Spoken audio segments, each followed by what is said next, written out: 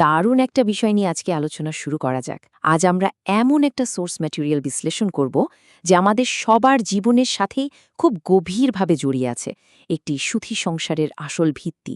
আজকের এই আলোচনায় সোর্স টেক্সট থেকে আমরা ধাপে ধাপে জানব কিভাবে একটি সাধারণ বাড়িকে সত্যিকারের সুখের ঠিকানা হিসেবে গড়ে তোলা যায়। আচ্ছা, একটা প্রচলিত ধারণা দিয়ে শুরু করি। অনেকেই হয়তো ভাবেন ব্যাংকে অনেক টাকা বা বড় একটা বাড়ি থাকলেই বুঝি সংসার সুখী হয়। কিন্তু মজার ব্যাপার হলো আমাদের সোর্স টেক্সট কিন্তু একদম অন্য কথা বলছে। একটি সুখী সংসার শুধু টাকা বা বড় ঘর দিয়ে তৈরি হয় না। এর আসল রহস্যটা লুকিয়ে আছে ভালোবাসা আর সম্মানের মতো খুব সাধারণ কিন্তু শক্তিশালী বিষয়গুলোতে। পুরো ব্যাপারটিকে খুব সুন্দর করে 4টি ধাপে সাজানো হয়েছে। প্রথমত, প্রকৃত সুখের ভিত্তি। দ্বিতীয়ত, যোগাযোগ ও পারস্পরিক সম্মান। এরপর অর্থনীতি এবং নৈতিক মূল্যবোধ। আর একদম শেষে থাকছে সংকট মোকাবেলা ও ক্ষমা। তাহলে চলুন আমাদের প্রথম ধাপ প্রকৃত সুখের ভিত্তি দিয়ে শুরু করা যাক। ব্যাপারটা অনেকটা একটা বিশাল বহুতল ভবনের মতো। বিল্ডিং যেমন শক্ত পিলারের উপর দাঁড়িয়ে থাকে, সোর্স অনুযায়ী একটা সংসারও ঠিক 4টা পিলারের উপর ভর করে থাকে। আর এই পিলারগুলো হল ভালোবাসা, সম্মান, ধৈর্য এবং দায়িত্ববোধ। এই 4টা গুণই হচ্ছে যে কোনো সফল পারিবারিক জীবনের একেবারে অবিচল ফাউন্ডেশন। এগুলো নড়বড়ে হলে কিন্তু পুরো কাঠামোই ঝুঁকিতে পড়বে। এবার আসা যাক দ্বিতীয় ধাপে, যোগাযোগ ও পারস্পরিক সম্মান। পরিবারের যোগাযোগের ধরনটা কেমন হওয়া উচিত? অনেক সময় দেখা যায় অভিমান করে কথা বলা বন্ধ করে দেয়া হচ্ছে, মনের ভেতরেই রাগ পুষে রাখা হচ্ছে। সোর্স কিন্তু এটাকে নিরুৎসাহিত করছে। বরং বলা হচ্ছে সমস্যা জমিয়ে না রেখে খোলামেলা আর খুব শান্তভাবে আলোচনা করতে হবে। এতে করে ভুল বোঝাবুঝির পাহাড় আর জমতে পারে না। আর রাগের মাথায় আমরা যে কথাগুলো বলি, সত্যি বলতে রাগের সময় মানুষ এমন অনেক কিছু বলে ফেলে যা সে নিজেও আসলে মিন করে না, কিন্তু ওই কথাগুলোই একটা সুন্দর সম্পর্ককে ভেঙে চুরমার করে দেওয়ার জন্য যথেষ্ট। তাই সোর্স টেক্সটের একটা বড় শিক্ষা হলো রাগের সময় জাস্ট চুপ থাকতে শেখা। সাময়িক এই নীরবতা কিন্তু যে কোনো সম্পর্কের কাঠামোগত অখণ্ডতাকে বিশাল বড় ক্ষতির হাত থেকে বাঁচিয়ে দিতে পারে।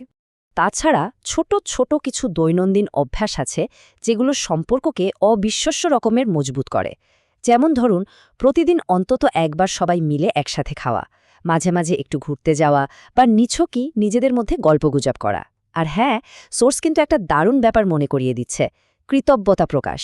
ওই যে ছোট একটা ধন্যবাদ বলা বা তুমি তো অনেক কষ্ট করছো, এই সামান্য স্বীকৃতিগুলোই পারিবারিক বন্ধনকে অনেক অনেক গভীর করে তোলে। এখানে পারস্পরিক সম্মানের সংজ্ঞাটা একটু পরিষ্কার করা যাক। এটা শুধু বড় কোনো বিষয় নয়, প্রতিদিনের একেবারে ছোটখাটো আদান প্রদানেও একে অপরকে মূল্য দেওয়া বোঝায়। সোর্সটি এখানে খুব কড়া একটা ওয়ার্নিং দিয়েছে, একে অপরকে অপমান করা বা অন্য কারো সাথে তুলনা করাটা একেবারে অনুচিত। কারণ এই অপমান আর তুলনা হলো একেবারে বিষের মতো, যা তিলে তিলে একটা সুন্দর সম্পর্ককে ভেতর থেকে শেষ করে দেয়। আমাদের তৃতীয় ধাপটি হচ্ছে অর্থনীতি এবং নৈতিক মূল্যবোধ। পারিবারিক অশান্তির একটা বড় কারণ কিন্তু এই অর্থনৈতিক অব্যবস্থাপনা। যদিও সরাসরি টাকা দিয়ে সুখ কেনা যায় না, কিন্তু সুস্থ অর্থনৈতিক পরিকল্পনার মূল কথাই হল আয় বুঝে ব্যয় করা।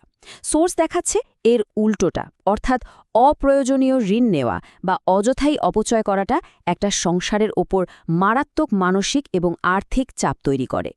অর্থনীতির পাশাপাশি আসে নৈতিকতার দিকটি। সোর্স অনুযায়ী ধর্মীয় ও নৈতিক মূল্যবোধ একটা পরিবারকে আঠার মতো জুড়ে রাখে।